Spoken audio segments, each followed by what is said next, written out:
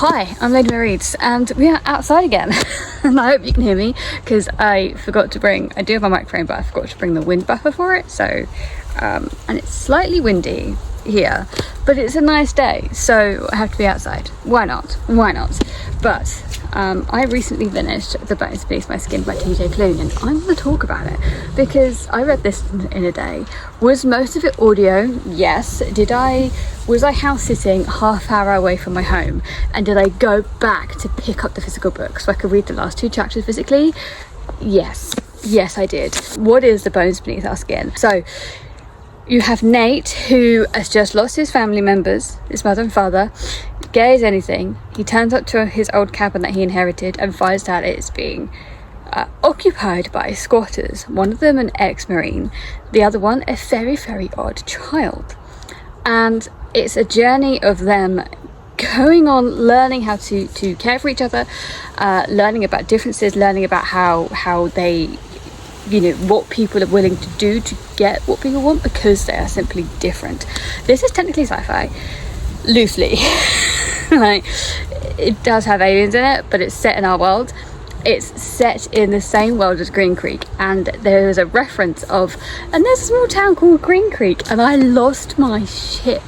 I went, oh my god, freaked out, which is why I thought this is part of Green Creek, because it's the same style of cover, and it makes sense if it is going to be the same world. I hope you can't hear that wind. I really do.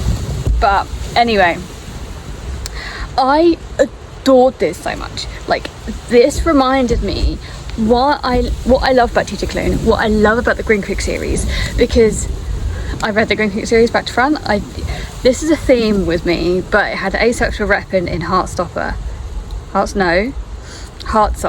It had an asexual rep in Heartsong, so I just had to read it, and it was phenomenal. And then I went, oh, that's the 3rd book in a series. And these do interconnect, but I just kind of went back and then read them, and TJ KLUNE has a way of making me cry in such a wholesome way because I love it, and he did it here as well. And there was a moment in this where I was just like, don't you break my heart, TJ KLUNE, don't you do what you're going to do. And it's TJ KLUNE, he's not going to break my heart. Everything he writes is so wholesome, and it's brilliant, and you can really see as well the subtleties through this book of what it's like living in America when you're gay. This book is set in 1995. A lot of things have changed since then. I haven't been to America. There's obviously still a lot of prejudices going on, but you can definitely see it. And this isn't a story about being gay. It's a story about finding love, about finding people you connect with, about opening up and being vulnerable with those people, and about just accepting people for who they are and willing to fight for other people, even if you might not understand that person or whatever, but you know you love them even though you don't fully understand who they are or what they're doing, whatever they are, and you're still going to be there for them. You will fight for them, you will do whatever for them. And Nate stumbles across these 2 people, and he's a little bit shocked, he's a little bit like grief-stricken but angry about it. And then, you know, he has a gun pointed in his face and he's like, oh my god, what's happening? And then he starts to realize, you know, Alex, who's the Marine, is very much doing what he perceives as right, and he has a kind heart, and he's very like unwilling to open himself up to other things, but he's trying, and it's them kind of connecting, and how TJ KLUNE just writes that, and how he writes, you know, the romance aspect of it, which romancy writers need to take note. This is full of so much emotion, right? There is one spicy scene here. TJ KLUNE does do spice, but the way he does it, the way he builds the romance is very much like on small connection, these small moments, like you'd kind of get in Jane Eyre, right? I say this having not read it, but or like Pride and Prejudice, something like that. Just the way that they subtly touching their hands, slowly growing together, slowly breaking down the walls until there is nothing but, oh, I do like you. And then it's, oh, I like you, but I'm scared that I like you. And then it's, oh, I don't like you, I love you. And it's that fear that comes with that. and then you're going on this journey at the same time, and you're sort of worried about, oh, are we all going to come out of this, what's going to happen? And they all have their pasts, they all have the people that, you know, everything that's happened before them, and it's that they're not like erasing everything that has happened before, but it's very much they are both making each other stronger from being together, but they will very much still be able to survive on their own to a point. All right, so it's kind of like you look at each partner and you gain strength from that partner. Nobody is being overly possessive, nobody is being it's no insta love, there's no forced proximity. Like, all of this stuff that I do see a lot in romantasy isn't in this. It's very much the subtleness of touching a hand, or I'm going to talk about this point here, I'm going to open up to you, and I don't know why I'm talking to you, but I'm talking to you.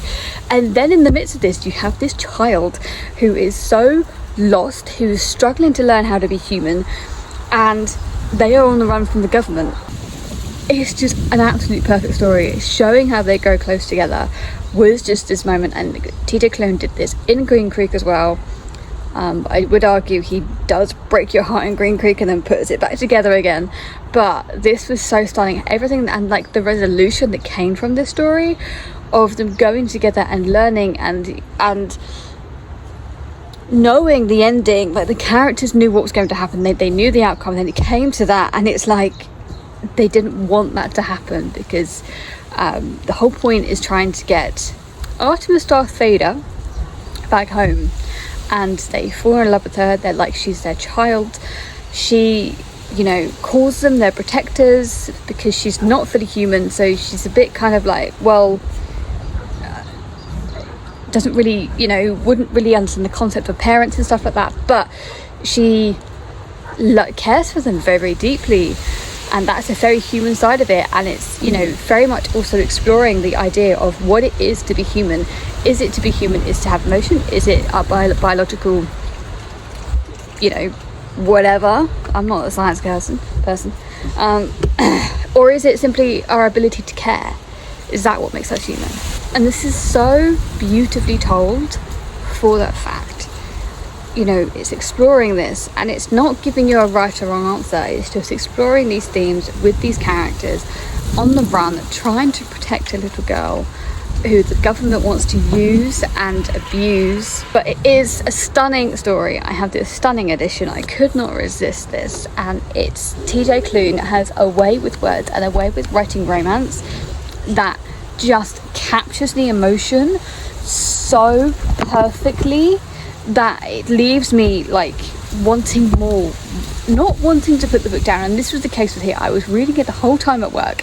I was like, people were messaging me, I was like, you're fucking glad I'm messaging you back, because I'm in the middle of this book and I don't want to put it down, because of everything that was building out, because of how he wrote it. And it's not necessarily lyrical, but it's the way he just chooses to write. It's his writing style. If you've read a TJ KLUNE book, from House in the Cerulean Sea to Green Creek to this, you feel it there, and it's absolute perfection. And I did not realize this was originally self-published until are now re-releasing his Green Creek series along with this, which came out last year, and it's absolutely perfection. It's one of my favorite series. This kind of makes me think TJ KLUNE's one of my favorite authors, even though I don't like all of his books. Like Under the Whispering Door, I kind of knew the ending, what was going to happen from the beginning, and I kind of wanted a bit more of a connection emotionally with the characters, but it didn't really happen. But I know a lot of people have that, so that's probably a me thing. But then Cerulean Sea, Summer Born on the Sea, Green Creek, this book, it's just there, and everything he writes is so wholesome, but it's can tackle quite deep themes and still come across as wholesome and still come across as just a warm hug. And it's just, I just absolutely adore it. And this is a book I will reread again and again. I will annotate it. It makes me want to pick up Green Creek again but my TBR says no. I can't. This is what I love about TJ KLUNE, is he writes what humanity should be. He shows the dark side of humanity, which a lot of the time is going to be something like the government, or somebody who wants a position of power, or wants to use somebody else. And he shows the opposing, you know, side of that, which is the side that most people, I would argue, would be on, which is the caring side. You know, he has these conversations, he has these kind of things. He's showing people wanting to sacrifice. He's showing, you know, trying to change people's minds, as in people in power, they're being very rigid in their thinking, and yet the characters you're following are very open-minded, are willing to accept anybody who just isn't normal. And that's what I get from his books. I'm as autistic as anything, and yet I feel so welcome in his books.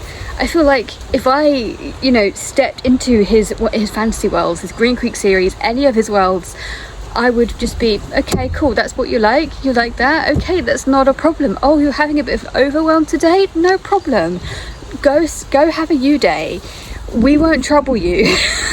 And stuff like that, you know, be if you're gay, if you're trans, whatever. I generally feel like his books just are so welcoming, and it was no different in this. It was just absolutely perfection. I don't even know if I have a critique on this book. That, you know, there probably is something, but it is a spoiler, so I can't really tell you what my critique would be. But the relationships that just built with this, the world that he went around it, the characters, all of them learning as well. Like, you have Artemis Darth Vader, who is a non-human child trying to learn to be human. You have Alex, who has gone through so much grief and trauma in his life, and he's starting to recover with the help of Artemis and then the help of Nate. And then you have Nate, who is dealing with the fact that his own father murdered his mother, and how they were homophobic as well, how he's been ostracized by his own family, and he's just lost his job because he made a silly decision. And he's just like, what, you know, and then he meets these people, and he finds a home there. And that is what this is. It's about finding a home at the end of the day. And this makes me feel like I want a family like what TJ KLUNE writes. I really do. And this is why I like found family, because again, TJ KLUNE writes it just perfectly. And everybody should just go read a TJ KLUNE book. Go pick this up. You can read this without reading Green Creek. It literally just references Green Creek. There's nothing else about it. That's the only thing that freaked me out, because I was like, I'm pretty sure it's set in the same world, which, you know, it's just mainly why I bought it. I didn't even read the blurb. This is nice. It was more action-packed than his other books that he's written, but it was still packed full of emotion. Everybody go read it, please. I just love it so much. So let me know if you're going to go pick up any TJ KLUNE book. Have you read a TJ KLUNE book? Are you going to go pick up The Bones Beneath My Skin? Because if not, what are you doing here? And you totally should. And I will see you in the next one.